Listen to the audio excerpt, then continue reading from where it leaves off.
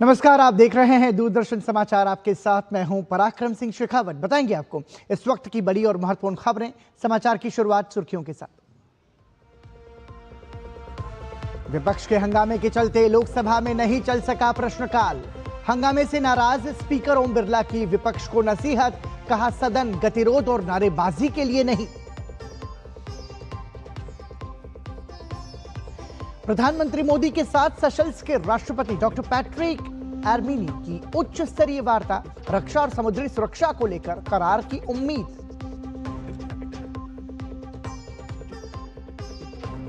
परीक्षा पे चर्चा की दूसरी कड़ी में प्रधानमंत्री मोदी ने दी पढ़ाई और पैशन के बीच सही तालमेल की सीख। छात्रों के साथ 2047 तक विकसित भारत बनाने के लक्ष्य पर भी हुई चर्चा। एसआईआर को लेकर टीएमसी की याचिका पर सुप्रीम कोर्ट में आज फिर सुनवाई। ममता बनर्जी पेश कर सकती हैं दलीलें। राज्य सरकार देगी 8,505 अधिकारी। और हांगकांग के मीडिया टाइकून जिमी लाई को 20 साल की जेल की सजा। विदेशी ताकतों के साथ मिलकर साजिश रचने का लगा था आरोप।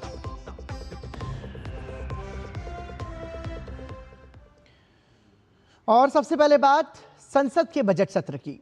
संसद के बजट सत्र में लगातार हंगामा देखने को मिल रहा है। लोकसभा में आज प्रश्नकाल नहीं चल सका। सदन की कार्यवाही शुरू होते ही विपक्ष के भारी हंगामे के कारण लोकसभा की कार्यवाही स्थगित कर दी गई। विपक्ष के हंगामे के बीच लोकसभा अध्यक्ष ओम बिरला ने विपक्षी सांसदों को नारेबाजी करने से रोका। लोकसभा अध्यक्ष ओम बिरला ने हंगामा कर रहे विपक्षी सांसदों से कहा कि सदन गतिरोध और नारेबाजी के लिए नहीं है, लेकिन विपक्ष नहीं माना और लोकसभा अध्यक्ष को सदन की कार्यवाही स्थगित करनी पड़ी।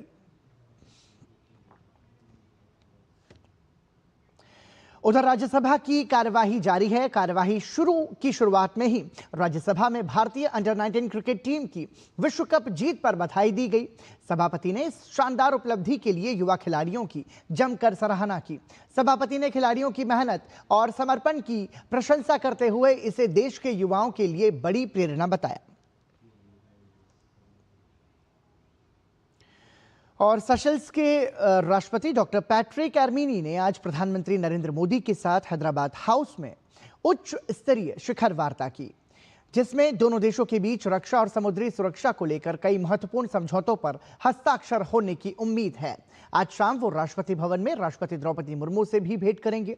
भारत और सेशल्स के बीच राजनयिक संबंधों की 50वीं वर्षगांठ के अवसर पर हो रही ये वार्ता हिंद महासागर में सागर विजन को सशक्त बनाने की दिशा में एक बड़ा कदम मानी जा रही है।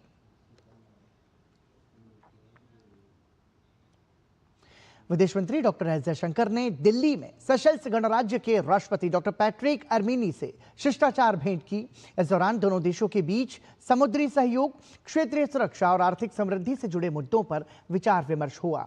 सोशल मीडिया पर एक पोस्ट में विदेश मंत्री डॉक्टर एस जयशंकर ने लिखा कि भारत और सेशल्स समुद्री पड़ोसी हैं और क्षेत्र में आर्थिक विकास और सुरक्षा को मजबूत करने के लिए विजन महासागर को आगे बढ़ाने में सेशल्स के समर्थन को भारत अहम मानता है। विदेश मंत्री ने विश्वास जताया कि राष्ट्रपति एर्मिनी की प्रधानमंत्री नरेंद्र मोदी से होने वाली मुलाकात भारत सेशल्स सहयोग को नई ऊंचाइयों पर ले जाएगी और द्विपक्षीय संबंधों में नए अवसरों के द्वार खोलेगी।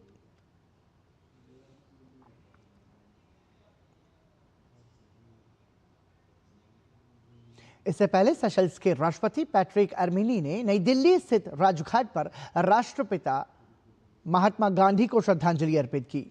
ये यात्रा दोनों देशों के बीच मैत्रीपूर्ण संबंधों, आपसी सहयोग और दीर्घकालिक साझेदारी को और सुदृढ़ करने की दिशा में एक महत्वपूर्ण कदम मानी जा रही है। गौरतलब है कि भारत और सेशल्स के बीच राजनयिक संबंधों की स्थापना के 50 वर्ष पूरे हुए हैं और इस मौके पर राष्ट्रपति पैट्रिक एर्मिनी की यात्रा काफी महत्वपूर्ण मानी जा रही है।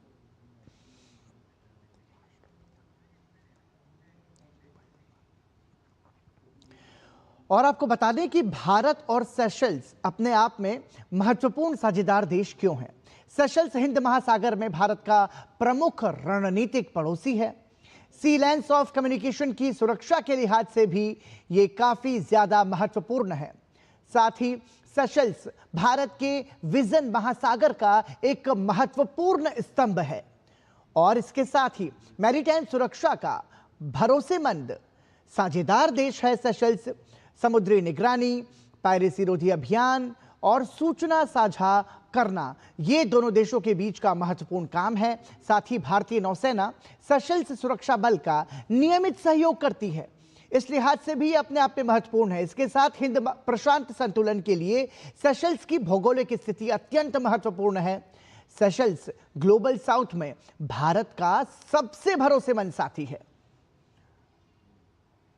उस लिहाज से सेशल्स के राष्ट्रपति का भारत दौरा अपने आप में महत्वपूर्ण है। आपको बता दें कि भारत और सेशल्स अपने राजनयिक संबंधों की 50वीं वर्षगांठ मना रहे हैं और सेशल्स के राष्ट्रपति भारत के दौरे पर हैं। प्रधानमंत्री नरेंद्र मोदी के साथ उनकी मुलाकात हैदराबाद हाउस में जारी है। इसके बाद सेशल्स के राष्ट्रपति डॉक्टर पैट्रिक आर्मेनी राष्ट्रपति द्रौपदी मुर्मू से भी मुलाकात करेंगे।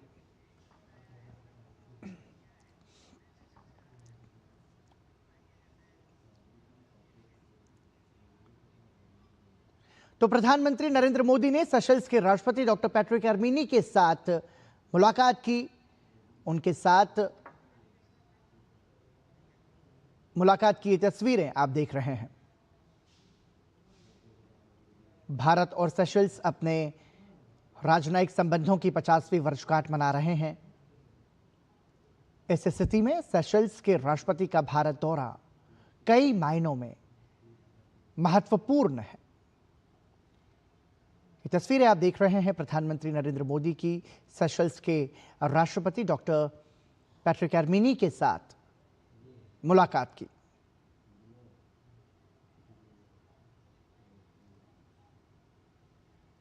आपको बता दें कि सेशल्स भारत का महत्वपूर्ण साझेदार देश है और भारत और सेशल्स के मैत्रीपूर्ण संबंधों के राजनयिक संबंधों के 50 वर्ष पूरे हो चुके हैं। उस लिहाज से सेशल्स के राष्ट्रपति का भारत दौरा अत्यंत महत्वपूर्ण है।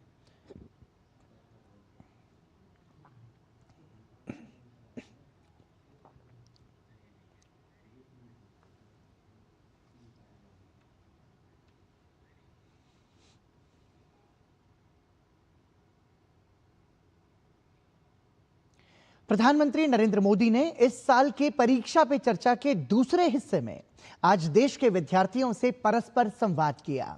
विद्यार्थियों से संवाद का मुख्य केंद्र परीक्षा का दबाव, तैयारियों की रणनीति, समय प्रबंधन और आत्मविश्वास के प्रति सकारात्मक सोच में मदद करना है। कार्यक्रम के दूसरे हिस्से में प्रधानमंत्री नरेंद्र मोदी ने तमिलनाडु के कोयम्बटूर, छत्तीसगढ़ के रायपुर, गुजरात के देवमोगरा और असम के गुवाहाटी से विद्यार्थियों के साथ संवाद किया। प्रधानमंत्री नरेंद्र मोदी ने इस मौके पर विद्यार्थियों से अपने विषय पर पकड़ बनाने और खुद से लगातार प्रतियोगिता करने की सलाह दी। प्रधानमंत्री ने परीक्षा पे चर्चा कार्यक्रम के दौरान पढ़ाई और पैशन के बीच सही तालमेल बिठाने पर महत्वपूर्ण सुझाव छात्रों के साथ साझा किए।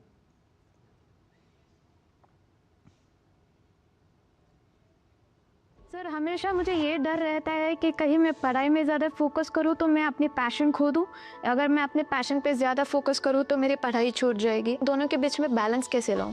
देखिए, पहली बात है कि ये दो अलग चीज़ें, ऐसा आप मानते क्यों हैं? दोनों उपयोगी हैं। जैसे मान लीजिए आपको आर्ट का शौक है?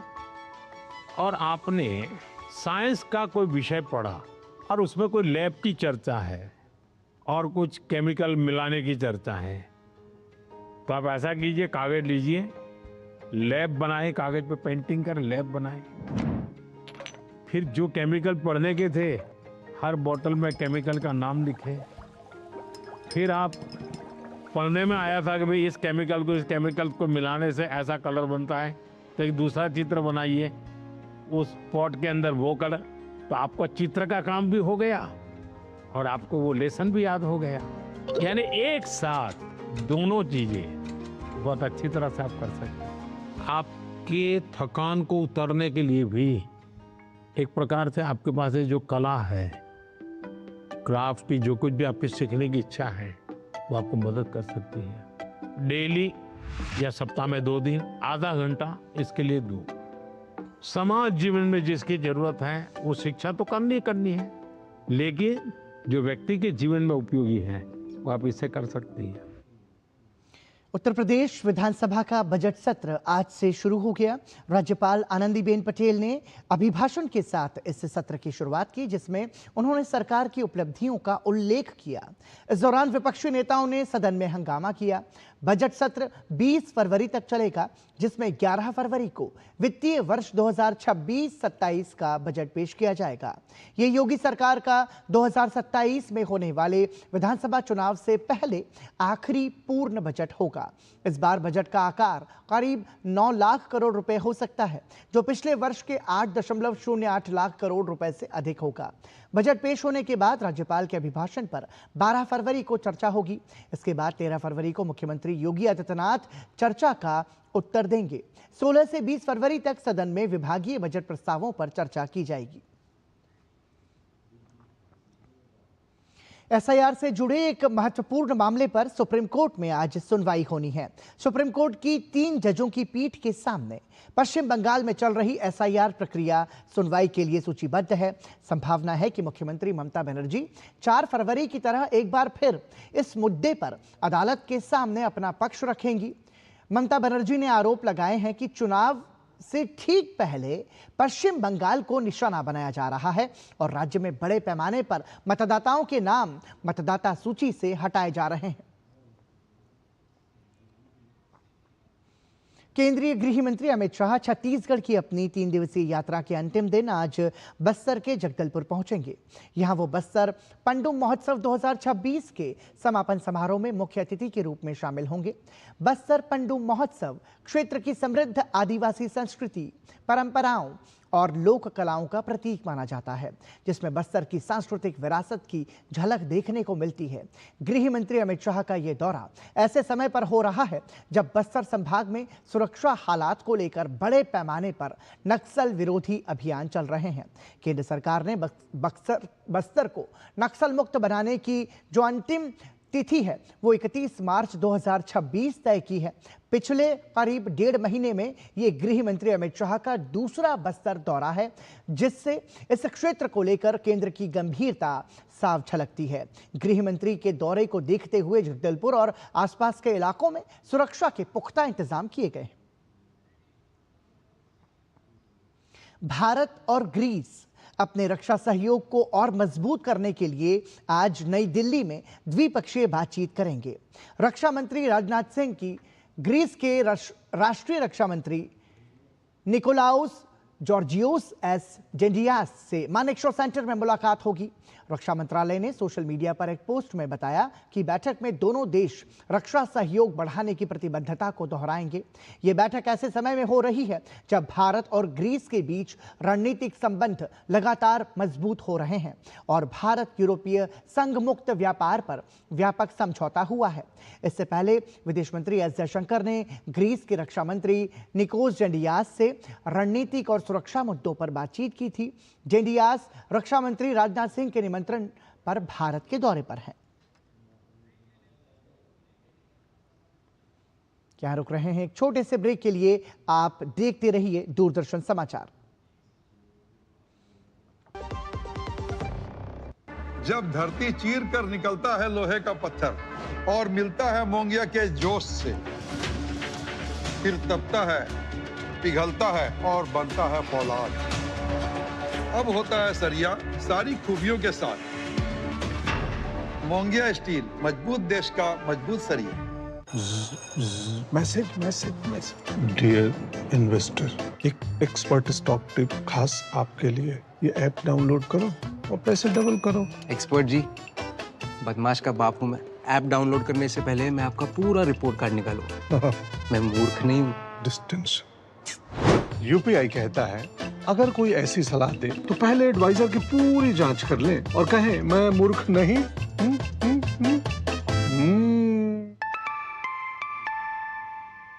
जाइए आप भी किसी का टेस्ट लीजिए।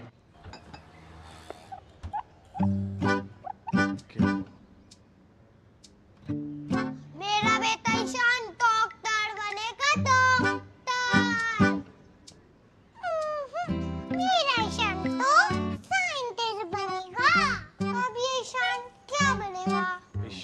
ईशान। ईशान कुछ भी बने, उसके साथ हमेशा है LIC की अमृत बाल चिल्ड्रन पॉलिसी। बड़े सपनों का रखे ख्याल। ब्रेक के बाद एक बार फिर आपका स्वागत। आप देख रहे हैं दूरदर्शन समाचार। 2047 तक विकसित भारत के लक्ष्य को हासिल करने में AI बड़ा मददगार होने वाला है। AI में भारत अब दुनिया का नेतृत्व करने की तैयारी कर रहा है। इसी मकसद से दिल्ली में 16 से 20 फरवरी तक भारत AI इम्पैक्ट समिट 2026 का आयोजन किया जा रहा है। समिट के तमाम पक्षों और AI की अहमियत को बताने के लिए इसी पर हम एक सीरीज चला रहे हैं, AI इम्पैक्ट समिट भारत 2026।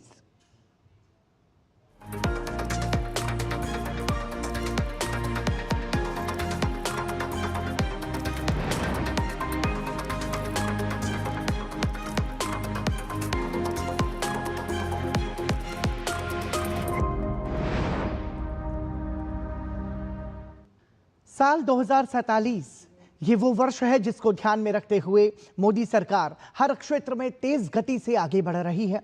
इस सूची में एक क्षेत्र है आर्टिफिशियल इंटेलिजेंस। जी हां, देश में AI युग की शुरुआत हो चुकी है। अब तेजी के साथ इसी दिशा में आगे बढ़ा जा रहा है। सरकार का संकल्प साफ है कि आने वाले समय में AI के बिना विकसित भारत का सपना साकार नहीं हो सकता। आइए आपको बताते हैं कि कैसे आर्टिफिशियल इंटेलिजेंस दुनिया में आया और कैसे अब हर क्षेत्र में इसकी भागीदारी बढ़ती जा रही है। भारत बन रहा AI सुपर पावर। भारत में AI का बढ़ता दबदबा। हिंदुस्तान में AI युग का आगाज। अब वो दिन दूर नहीं जब भारत AI का पावर सेंटर बनकर विश्व पटल पर चमकता सितारा होगा। यकीनन भारत में AI की धुआंधार शुरुआत ने एक उम्मीद की किरण दिखाई देने लगी है कि 2047 में तकनीकी क्षेत्र में हिंदुस्तान दुनिया को न सिर्फ लीड करेगा बल्कि दुनिया के टॉप विकसित देशों में गिनती भी होगी। प्रधानमंत्री मोदी के दूरदर्शी नेतृत्व में भारत AI में परिवर्तन के दौर से गुजर रहा है। भारत के इतिहास में पहली बार सरकार सक्रिय रूप से AI इकोसिस्टम को स्वरूप दे रही है, जहां कंप्यूटिंग पावर, GPU और अनुसंधान के अवसर आसान कीमत पर मुहैया होंगे।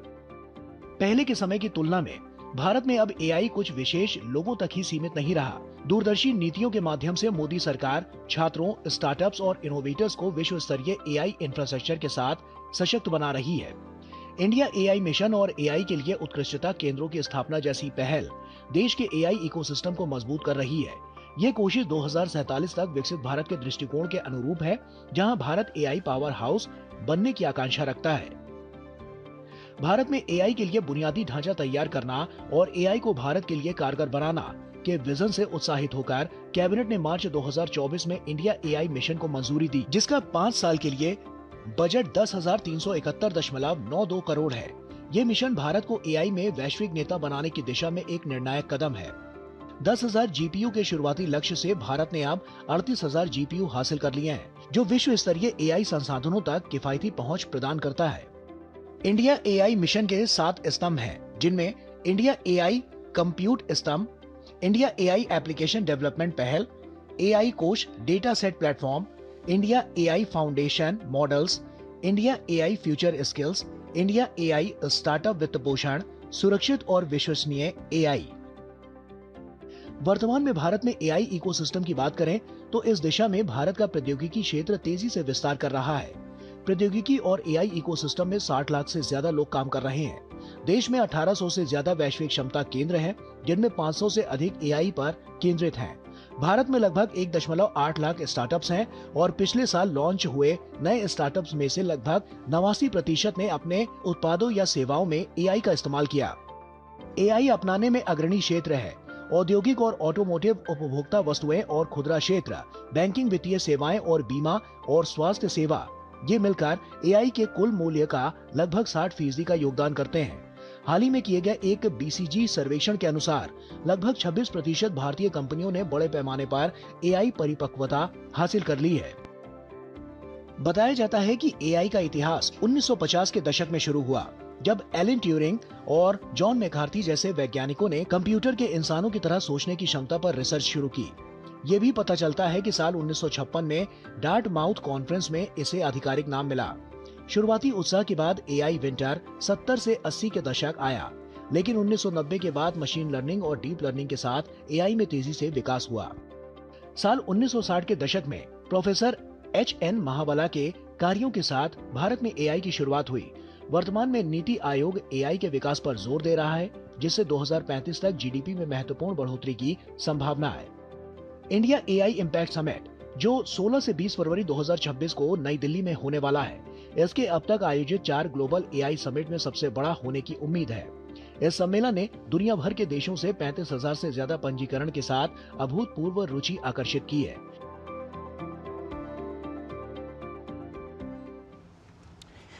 भारत और अमेरिका की ट्रेड डील से देश की कंपनियों में भारी उत्साह है। अटलांटा सिस्टम्स प्राइवेट लिमिटेड के डायरेक्टर संदीप नरूला ने भारत और अमेरिका के बीच हुए व्यापार समझौते का पुरजोर स्वागत किया है। उन्होंने इसे एक निष्पक्ष और संतुलित ढांचा बताया है, जिसमें भारत के हितों को सर्वोच्च प्राथमिकता दी गई है। नरूला ने कहा कि प्रधानमंत्री नरेंद्र मोदी के नेतृत्व में सरकार ने यह सुनिश्चित किया है कि देश का पक्ष मजबूत रहे। This is a very fair, equitable framework where India's interest comes first, and that is something has been ensured by our government under the leadership of Prime Minister Modi, and with the very active efforts on behalf of the ministry, where Honorable Minister Piyush Goyal has been actively involved and pursued on behalf of our country. Carpet export promotion council CEPC के सदस्य महावीर प्रताप शर्मा ने भारत और America के बीच हुए व्यापार समझौते को ऐतिहासिक करार दिया है। उन्होंने इसे मदर ऑफ ऑल एग्रीमेंट्स बताया, जिसका निर्यातक समुदाय लंबे समय से इंतजार कर रहा था। It is a great agreement. It is a mother of all agreements that everyone, the entire industry was, exporting community was waiting for. I think this 18% duty structure, which puts India at an advantage in comparison to other competing countries, especially thinking of US as an importing country and products like handicrafts, carpets, jewelry, leather, etc. It gives us a great advantage. So it's a very welcome sign. It's a very healthy sign, not only for Indian exports, but for the Indian manufacturing ecosystem, because more jobs will get created. I think the future of handmade products from India or exports from India will absolutely multiply, and it will help us in our GDP growth. Bengaluru में metro किराया बढ़ाए जाने के विरोध में प्रदर्शन की कोशिश कर रहे भाजपा सांसद तेजस्वी सूर्या को पुलिस ने हिरासत में लिया। हालांकि थोड़ी देर बाद उन्हें छोड़ दिया। पुलिस की कार्रवाई पर सवाल उठाते हुए तेजस्वी सूर्या ने कहा कि किफायती सार्वजनिक परिवहन की मांग पर ऐसी कार्रवाई करना शर्मनाक है। भारतीय नौसेना का प्रशिक्षण पोत आईएनएस सुदर्शनी ने ओमान के सलालाह बंदरगाह का सफलतापूर्वक दौरा पूरा किया है। यह दौरा 10 महीने लंबी समुद्री यात्रा लोकयान 26 का एक महत्वपूर्ण हिस्सा है। इसका उद्देश्य भारत की समृद्ध समुद्री विरासत और वसुधैव कुटुंबकम के संदेश को दुनिया भर तक पहुंचाना है। ओमान के दौरे पर आईएनएस सुदर्शनी के कमांडिंग ऑफिसर और ओमान के रॉयल नेवी के वरिष्ठ अधिकारियों के बीच ऐतिहासिक समुद्री संबंध और नौसेना सहयोग की मजबूती को लेकर चर्चा हुई है। तो वहीं इस पोत पर स्कूल के बच्चों के साथ साथ 600 लोगों को आईएनएस सुदर्शनी का दौरा कराया गया। ओमान के बाद अब आईएनएस सुदर्शनी लोकयान 26 के अगले पड़ाव के लिए आगे बढ़ रहा है। जम्मू कश्मीर में ताजा बर्फबारी के बाद सैलानियों की भीड़ उमड़ रही है। पर्यटक बर्फबारी का लुत्फ उठाने के लिए मशहूर हिल स्टेशन नथा टॉप की ओर रुख कर रहे हैं। इन दिनों नथा टॉप बर्फ की सफेद चादर से ढका हुआ है। पर्यटक बर्फ पर स्लाइडिंग के साथ साथ हिमालय के सुंदर नजारों का भी लुत्फ उठा रहे हैं। तो वहीं पर्यटकों के आने से स्थानीय व्यापारियों का भी खूब फायदा हो रहा है।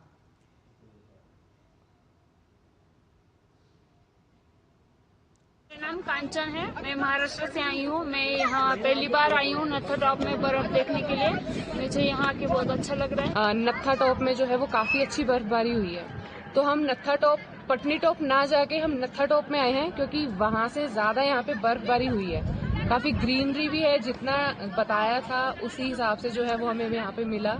और हमने यहाँ पे एक बहुत ज्यादा एंजॉय भी किया है। हमारा काम है कस्टमर को घुमाते हैं, गाइड करते हैं, गाइड करके स्लाइडिंग कराते हैं इस पहाड़ के ऊपर नथा टॉप में।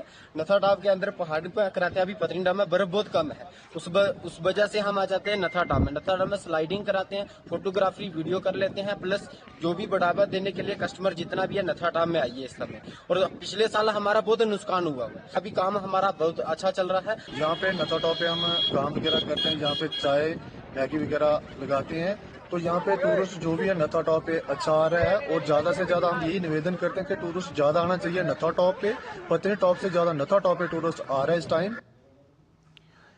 हांगकांग की कोर्ट ने मीडिया उद्यमी जिमी लाई को 20 साल की सजा सुनाई है। उनके खिलाफ राष्ट्रीय सुरक्षा कानून से जुड़े एक अहम मामले में सुनवाई चल रही थी। एप्पल डेली के संस्थापक लाई को विदेशी ताकतों से मिली भगत और प्रतिबंधित सामग्री प्रकाशित करने से जुड़े मामले में दोषी ठहराया गया है। हालांकि 78 साल के लाई ने अपने ऊपर लगे सभी आरोपों से इनकार किया है और कहा है कि वो बीजिंग से उत्पीड़न का सामना कर रहे एक राजनीतिक कैदी हैं। और इसी के साथ समाचार में अभी के लिए इतना ही। दीजिए अनुमति। नमस्कार।